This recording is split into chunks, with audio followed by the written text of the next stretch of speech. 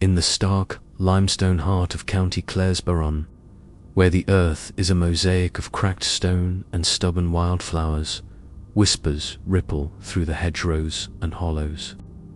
The locals, their faces weathered by wind and wisdom, speak of an old presence stirring, an untamed force that dances in the twilight. Neither friend nor foe, but something far older than either. They call it the Púca, Ireland's most enigmatic fairy creature, a shapeshifter cloaked in jet black fur, galloping across the hills or slinking through villages as a horse, goat, cat, or hare. To some, it is a trickster weaving chaos. To others, a cryptic guide offering truths wrapped in riddles, if it's in the mood. The Púca is no mere ghost or goblin. It is the embodiment of Ireland's wild soul, beautiful, perilous, and as unpredictable as the storms that sweep the Atlantic coast. Rooted in Celtic mythology, it straddles the line between mischief and menace, blessing and curse. Its power peaks during Samhain, the ancient festival marking the harvest's end and the thinning of the veil between worlds. As the days shorten and the Burren's limestone glints like bone under the moon, the Púca roams freely, its hoofbeats echoing where no hoof should tread. Recent weeks have brought a flurry of reports from Clare, Donegal, and Wicklow. Travellers speak of ghostly hoofbeats trailing them on empty roads, only to find no horse or rider in sight. Farmers wake to find their crops rearranged in eerie patterns, potatoes stacked in spirals, turnips perched impossibly on fence posts. In Lahench, a fisherman named Sean O'Connell swears a black goat with eyes like burning coals spoke to him near a bog. "Stop chasing silver, tend your roots," it said in a voice that rhymed like a half-forgotten song before melting into the mist. "I thought it was drink talking," Sean told the local pub, "but my mam always said the Púca loves a riddle. Been planting my own spuds ever since." The Púca's origins are as elusive as its form. Some say it is one of the fairy folk who retreated to the other world when humans claimed the land. Others believe it is older still, a spirit born of the earth itself, tied to the limestone crags and sacred wells that pulse with Ireland's ancient magic. Unlike the banshee's wail or the leprechaun's gold, the Púca offers no clear purpose. It neither heralds death nor guards treasure. Instead, it is a force of chaos and choice, testing those it encounters with tricks or truths that linger like thorns in the mind.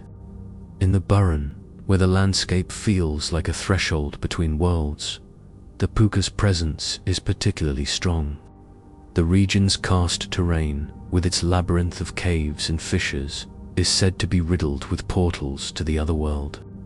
Old stories tell of Púca-led travelers vanishing into these cracks, only to return years later, unchanged but speaking of strange realms where time flows backward. "The Burren's a queer place," says Bridget Nee, a herbalist who gathers wild plants. "You feel it watching you. The land, the Púca, maybe both. It's not evil, but it's not yours to command." Traditionally, the Púca was appeased with offerings on Samhain night, a ritual known as the Púca's share. Farmers left a portion of their harvest, ears of corn, apples, or a jug of cream, on stone walls or at crossroads to curry the creature's favor. A pleased Púca might bless the fields with fertility or guide a lost soul home. A spurned one could sour milk, blight crops, or lead wanderers into bogs from which they never emerged. In some Clare villages, the tradition persists. "It's not about belief," says Nee, a Meath farmer who still leaves out a bowl of oats each November. "It's respect. The Púca's part of the land, and the land doesn't care if you're modern or not." As Samhain 2025 approaches, the Púca's antics seem to be escalating. In Kilfenora, a group of hikers reported a black hare darting across their path, only to vanish into a stone wall that offered no burrow or gap. When they checked their phones, the photos they'd taken that day showed faint, unexplainable shapes in the background, dark, equine silhouettes against the grey limestone. In Lisdoon Varna, a publican named Declan Kelly found his bar's chairs stacked into a precarious tower overnight with no sign of a break-in. "The Púca's having a laugh," he said, half joking, though he left a saucer of cream by the door the next night. Paranormal enthusiasts have taken note, flocking to the Burren with EMF meters and night vision cameras. A 2024 investigation by the Irish Supernatural Society captured what they claim is the Púca's voice. A low, guttural hum interspersed with what sounds like laughter near Paulnabrone Dolmen. The recording, shared widely online, has sparked debate, with skeptics citing wind or wildlife and believers insisting the Púca was taunting them. "It's not a ghost you can pin down," says lead investigator Kayam Ryan. "The Púca doesn't perform for you. It chooses when to show itself, and it's always one step ahead." Locals, while amused by the attention, are more cautious. "Tourists think it's a game," says Bridget. "They don't understand the Púca's not here for their entertainment. It's wild, like the storms or the sea. You don't provoke it." She recounts a story from her grandfather, who once met a black horse on a moonlit road near Corran. Thinking it a stray, he tried to lead it to his barn, only for it to rear and gallop off, its hooves sparking against the stone. The next morning, his fields were lush with clover, but his neighbor, who'd laughed at the tale, found his crops withered. "That's the Púca's way," Bridget says. "It rewards or punishes as it sees fit." Dr. Eamon Felon, a folklorist at University College Dublin, sees the Púca as a vital link to Ireland's pre-Christian past. "It's a remnant of the Celtic worldview, where the land was alive with spirits, not all of them friendly," he explains. "The Púca embodies duality, light and dark, help and harm. It's not a villain like a demon or a hero like Fionn Mac Cumhaill.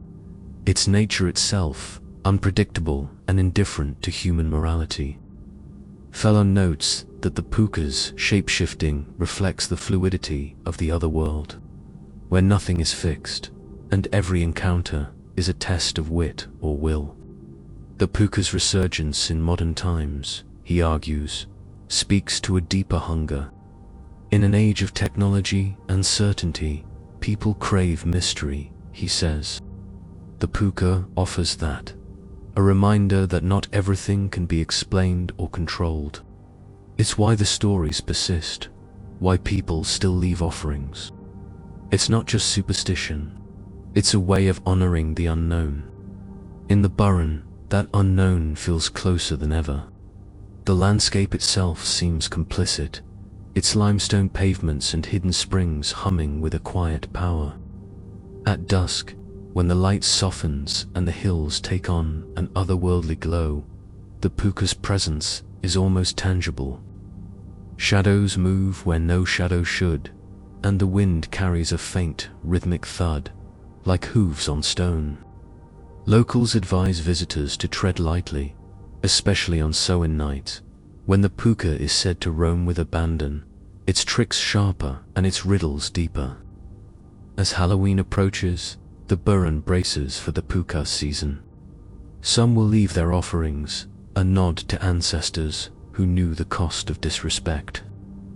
Others will walk the hills, hoping for a glimpse of the creature that has haunted Ireland's imagination for centuries. But all know the unspoken rule. If you see a black horse, goat, or hare standing alone in the gloaming, pause before you follow. The Púca may lead you to wonders, a hidden spring, a truth about yourself.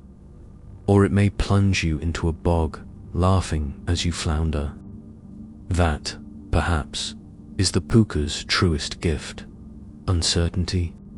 It is a reminder that the world is not fully tamed, that the old land still has secrets, and that some paths are best left untraveled.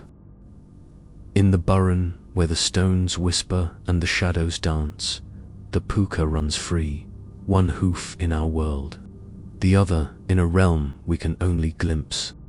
And as the firelight fades and Samin's chill settles over Claire, one truth remains: you never quite know with the Púca, and that, above all, is the point. Many thanks for treading this tale's dark path. If its chill gripped you, like, subscribe, and comment below.